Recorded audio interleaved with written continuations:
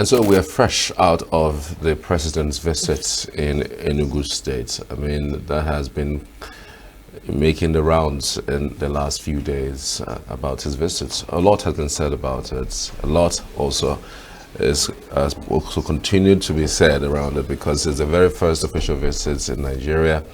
And of course, it looks like a very important visit for the people of Enugu State, given the amount of things that came with it, especially as it concerns the commissioning of so many projects of this current administration, the International Conference Center, the Command and Control Center, and all whatnot.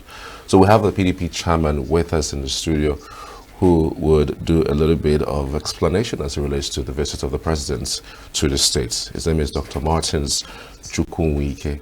He is the PDP chairman of Enugu State. Good to have you. Good morning. Good morning. Thank you very much. So straight to the point, what for you is the most significance of his visits to Enugu State? Well, the most significant thing about it is that it's like 10 years. No president has come to Enugu to commission anything. So it's history. It shows determination on the part of our governor, Dr. Pitemba. And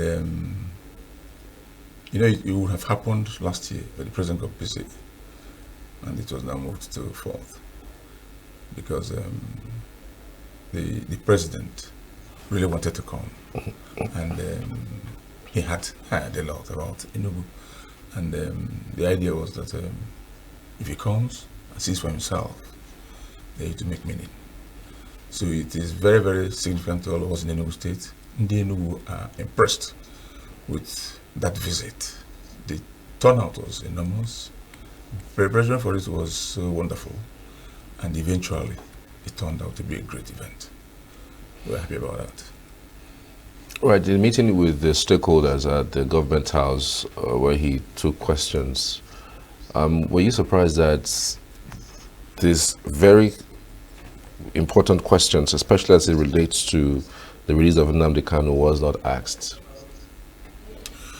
Well, the president came to Enugu to commission projects. It was a state visit.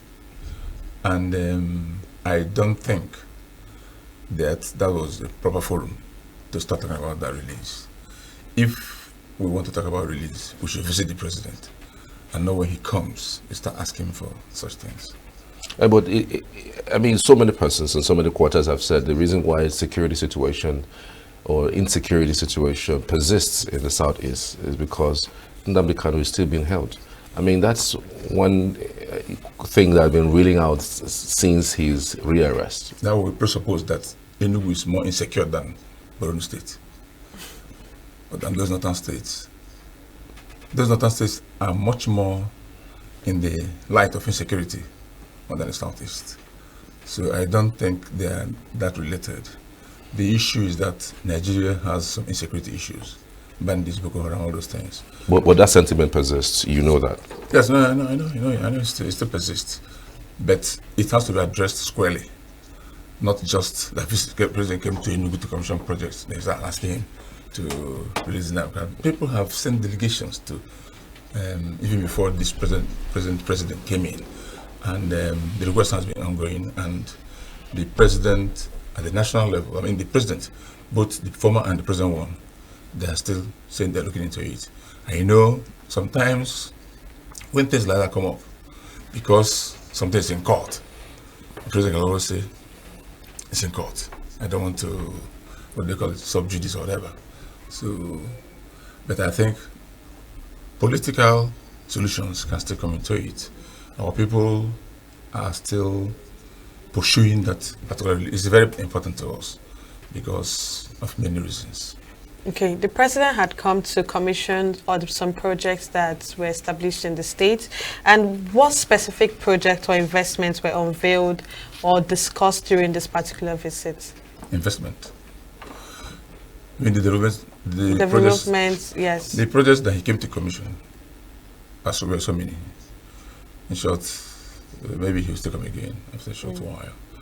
But mainly the International Conference Center which has been standing there for like close to 20 years, uncompleted. It's a landmark thing.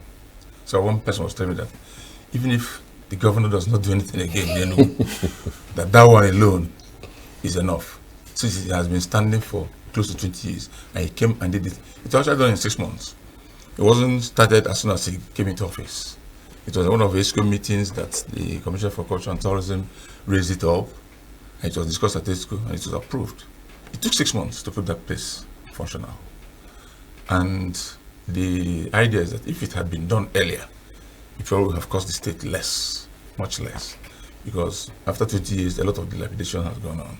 So that one is seen as the most important and significant of all the projects commissioned, followed by the Command Control Center. You talk about insecurity. While we are still pleading for the release, we have to put things in check to control the security situation. So the governor came up with a wonderful idea to have the whole state policed with cameras. And there's a central command in the government house where everything happening in any part of Enugu is being viewed. And of course the DRS vehicles, about 150 of them that were also commissioned, all of them carrying the AI cameras. Sorry, hold that thought. The process of taking out officials, security officials from the highways and placing cameras there, how visible is this project? How effective is it going to be in terms of curbing insecurity in the Southeast? Well, I think it will go a long way because when you have security, that was part of what somebody requested from the president. Yes. Now, if you have what they call stop and check, you have somebody staying stationed at about 2 kilometers, or not 2 kilometers, maybe about 500 meters from 9th mile. Another one about another 500 meters from 9th mile. They are 500 meters apart. Something happens 250 meters in between, they won't know. People come out from the bush and pick somebody, they won't know. All those cameras are meant to complement each other. Where one stops, another one starts. You see, any camera, if there's a road straight from here to Nsukka, one camera will see it. That's it. I mean, people stay in the moon and look at all of us here. So the cameras will do the job because all those DRS vehicles are linked to the cameras, are linked to the command center. So if the command center gets something, it calls the nearest DRS or whatever to move there. And again, you know that those cameras have AI enabled. They can identify anybody. It's a sharp camera, high definition. So when it sees you, anytime they take it to the analysis, it will see you, and they will put your picture on the news that are being watched. In overseas, they don't have those checkpoints. They don't have those checkpoints, and those places are still properly secured. Security is their security is higher, top notch, because it's technology now, not just manual things, where you even allow people to continue to extort money from others. Those who do it don't see it as sometimes they kidnap somebody like 50 meters from where there's a checkpoint. You rush and tell them there's been a kidnap. They tell you don't have a helix to start pursuing them. Do you need helix to go into the bush?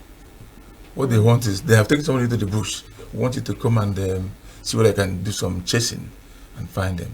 They say they don't have helix. So we don't know whether they're actually working for or against. This stress response team, is it the same police, Nigerian police, that will be handed these vehicles, or people are trained separately to man those vehicles? Because you say they are AI enabled, and you need to be trained to use that. It's not the same as the local Nigerian police vehicles that you have, that is not as efficient and AI enabled like this one is. How is this going to work? Is it totally different security operatives? No. It's them police that have now been trained to work with it. Okay. Of course. You're not going to start employing another security outfit to come and run it. It's being manned by Nigerian police, but they are now trained to use that. There's been a lot of training going on. This thing didn't start today. Okay. So the idea of situating it inside the government house, is it because of security too? I mean, why specifically inside the government house? Well, it could be part of security, but when you want to do something and you really want to oversight it properly, you keep it as near to you as possible.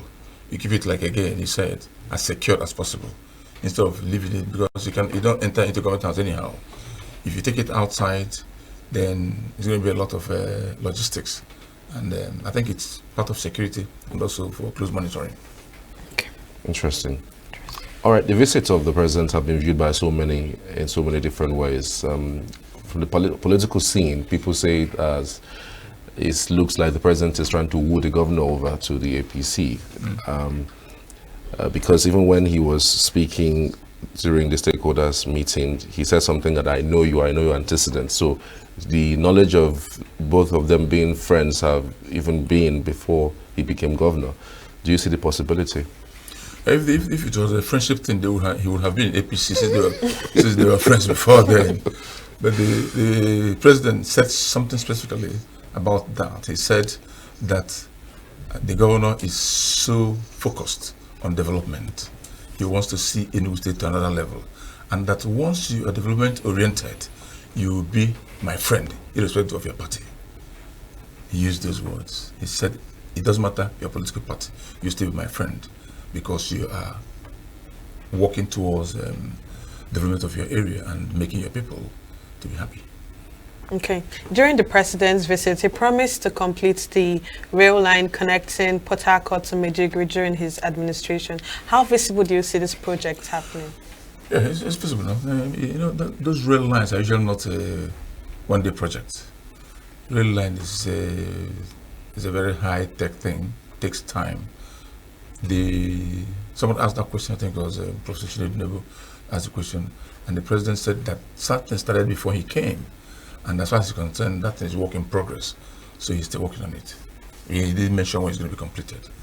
Even in Enugu State, the governor is going to put some rail lines, monorails, from our new Enugu perspective. So it's not real, it's not something you do overnight. You might even start it and you might not finish in your administration because of the distance and the technology involved. Are you surprised that Southeast is the only zone that hasn't had its rail line actually working? Southwest, we have Lagos is North Central, Northwest, Southeast looks like the only zone that's really not having its rail being looked at, even though we had somebody who was former Minister for Transportation, Amechi, who stayed for 8 years, and frankly, he didn't look at the transport system regarding rail in the Southeast. Yeah, well, if this is the only one that is not yet covered, but there has been a design now to cover it, and a lot of things are happening that are common, not just rail line. Meaning all the other zones have 6 states, we have 5, so all those things have been addressed. We know the cause of some of those things, and as time goes on, they will all be addressed. We are surprised that. I'm not surprised that it was excluded because it was started in the last government, last administration. Amechi, being the minister, doesn't call the shots. He still has to get approval for whatever he wants to do. And when you're doing those things, they say he who pays the piper, he takes the tune. You must consider the president's predisposition and then try to play along with it. There's rail line in Daura going to Niger Republic. We know about that, being funded with Nigerian money. But that's not the issue for now. But I believe President Tinubu has said that, has agreed that the one coming from Port Harcourt to Umuahia and so on will eventually be completed. And we don't have reason not to believe him. Okay, interesting. Governor Peter Mbah told the President Tinubu, that the residents of his state have discontinued the observance of the controversial sit-at-home exercise. And to the best of my knowledge, yesterday I was out on the road and I noticed that there was no interstate travel during the day. The movement was still limited. People were not on the road till like late hours of the day, till about the noon period of time. So how true is this? How true is this sit-at-home exercise have been discontinued? Because to the best of my knowledge, I still feel like people are still locked in their house. People are not really out there until a specific time in the day. You said you went out yesterday, what time? Noon. By the time he came, he saw people on the road. Yes, So but in the morning it those was... ones came out before noon. in the morning, it was dry. We go to work every day. Come to secretariat. Go to secretariat by 9 o'clock. Go around by 9 o'clock. There's nothing like that anymore. The fear in some people is just like when you say there's no more kidnapping or threats to any of the roads. Some people will be scared, but some people will still go there. Now, because of what happened before the present government came in, people are still scared. But some have now seen that it doesn't work anymore. Businesses are going on Mondays. But the case of interstate travel, you go to motor parks and they are not traveling that day. They don't travel for that Monday. I really don't know about that. But did you travel yesterday? It's something we can verify. I had someone that traveled, so he had to leave, travel at night from where he was, so he could arrive here in the morning, this morning. Okay, he left. Yes, so because there was no bus to take them from there. I have people who come from Abakaliki to Enugu. On a Monday? On a Monday, yeah. Of course. The roads are free. Well, is there any checkpoint that you put anywhere on the road for... But the same thing, checkpoints on Mondays. You notice that there are no checkpoints on Mondays. There are no security personnel on the road. The road is dry, so you're just driving a free road. You don't see anybody on the road, and you just see very few cars on the road. You see cars on the road. Schools have started functioning on Mondays. Is it not true? People go to school on Mondays these days. Before, they weren't going to school on Mondays. And school is not an afternoon thing. Is it not true? So it's as good as called. Whether it's 100% already, is what you're now talking about. It will get to that level you're talking about eventually. But in Enugu, there's no more observance or anything like that. People move around their businesses and they're not molested. Right. Some of the things that the president came to basically to Commission. One of them is actually the smart schools. Yeah. He came to commission the smart schools, and in one of the statements that I read from the government house, it says it came to commission 30 equipped and completed smart schools. Right. I think 60 primary health facilities, type 2 primary health facilities. And I'm wondering, where is the 30 schools that have been equipped and completed? Because the one that he came to just opposite ShopRite is not completed. So did the statement had to lie that those ones are completed? No. The president the security would say he couldn't travel out of Enugu state. Out of the city Center. You know that if there's any doubt, you can drive off from now and go to the very first one that was commissioned before the president came to war. It's already functioning. Many others, they were trying to do what they call virtual commissioning, so that they could see some of those places where they have completed, and they will come on board. We're talking about 260, and 30 is just a small number out of it. I think because we didn't have time to visit all those places, maybe the one at GTC wouldn't even have been part of what was going to commission. But because of that security or protocol thing, that he wouldn't leave. I mean, he had like 4 hours to be in Enugu. And before he traveled to any of those places, he would have spent an hour, not about. And there will be, some of them might not have very good roads, comfortable roads for the president. So are you saying 30 are completed? Yeah, that's what the statement said. No, because...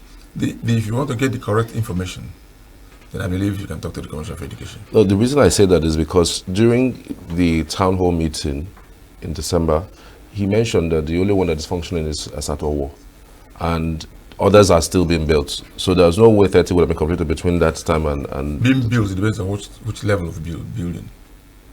No, he simply said equipped. Yes, that's what I'm saying. He said at the last town hall meeting, yes, he said they were still being built. Yes. Being built means it's not yet completed. Yes. But as at now, they now said 30 have been completed. What you need to do now is to ask the Commission of Education, show me those 30 that have been completed. But they cannot say 30 have been completed if they have not been completed. Because they know they can be taken to task about that, like you're asking me now. If it was in area of where I used to be housing, I can now tell you precisely where it's happening. The person who have the exact information we are talking about is Professor Mba. Wow. Well, I'm going to check it because I'm not sure that 30 has been finished. That is my personal. I might be wrong. Not being sure. I might be wrong. Not being sure. It might be wrong, but right. Right. Okay. So his visits, in terms of the outlook for the Southeast, I mean, we've seen this back and forth around Igbos and Yorubas, the demolition that happened in Lagos, the fact that the Southeast did not vote for him, and the issues relating to whether the Igbos don't like the president. How do you think this visit will change that narrative? Well, you see, when you're contesting, it's different from when you now win. Once you win as president, you become president for all. Both those who voted for you, those who didn't vote for you, you will still govern them. And when you want to do development or roads, people in Enugu voted for APC, for example. Some people in Enugu voted for APC. And he will now say, let me go and do road to one person because he voted for APC. If he does anything that is counterproductive, it will reflect in his next election. And all in all, he contested, he won, and we are hoping that he's now father of all, and he's not supposed to show any kind of differential treatment to different people. Otherwise, like I said, this is his first tenure. He's still going to contest 2027. If he doesn't carry very along, it's going to tell on him. It's going to affect his second tenure. So I think those things, whether Igbos voted for him or not, because we had our son who was also contesting, so he attracted most of our votes, and the same thing happened. His people that voted for him. But I don't think the issue of this year, but Igbo thing, should be dragged into politics. In our political parties, it's made up of everybody. You just have association, which is a free thing. You know, you're free to associate with any party, and we don't bring such sentiments into it. But if somebody thinks that the president is doing something specifically against Southeast, they might as well point it out. But then do you think that his moves show that he loves the Southeast? Because, I mean, look at his appointments. Look at his, his character when it comes to dealing with things that relates to the Southeast. Even though we also had the same president from the North who did the same thing. Give me an example of what you're talking about. Appointments. Appointments. Yes, appointments. One of the most juicy appointments you can have in the country is Commissioner Minister for Works. Then Igbo man. It's statutory. That Minister for Works comes from Igbo. No, I mean the fact that he have a needed minister to appoint somebody from that he gave state. them one of the juiciest ones, which is Works, right? And also knowing that Igbos, should I say, are innovative in terms of when technology. He still made an Igbo man Minister for Science and Innovation, trying to tap from the knowledge of the Igbos. I think, in all fairness, the president has done the best he could. And when you come to things like finance, for example, you know that I think Yorubas are usually known to be in that kind of area. Mm-hmm. So he must have been looking at such things when appointing people. Igbos are known for industry, hard work. You don't think his appointment has skewed to No, I don't think so.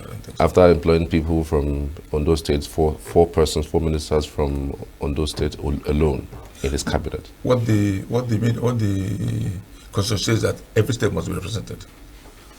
But he has 4 from every one state. Every state is represented.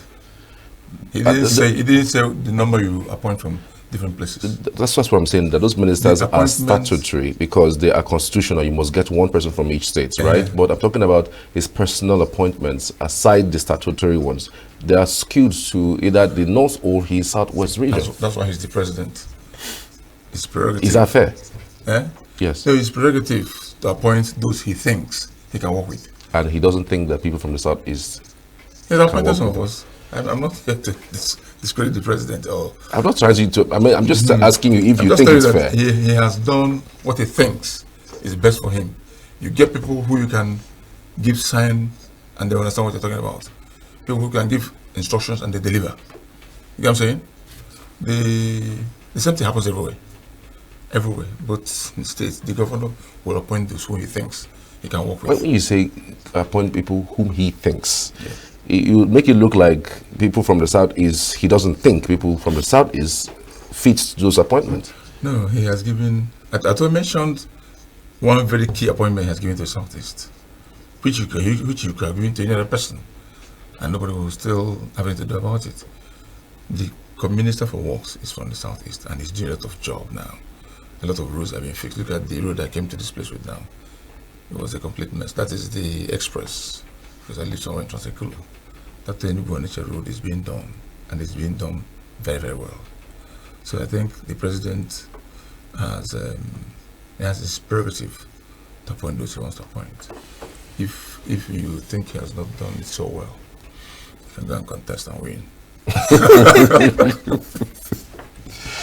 But these are the things that fuel these agitations, and you know that. I mean, even under the last administration, these agitations, these sentiments were there, and so that festered so much. And then you had a young man in the name of Nnamdi Kanu who props up and then chew on those sentiments and ran with them, and people followed.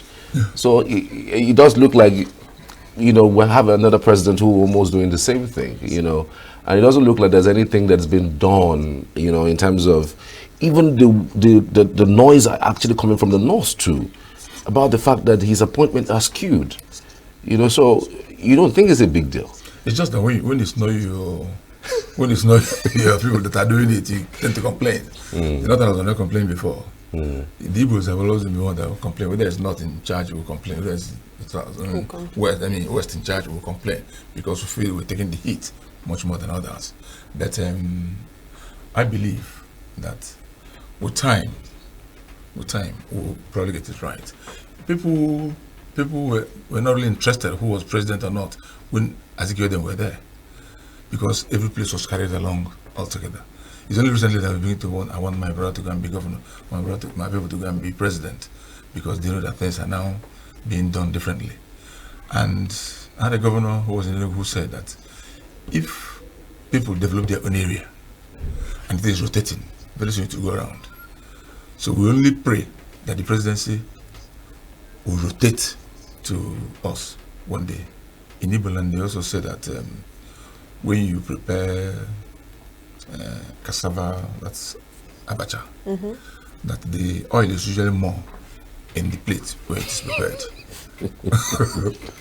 When they told the president about some of those agitations and some of those complaints and the issue of the rail line, which he said is work in progress, he gave us one Yoruba proverb where he said that when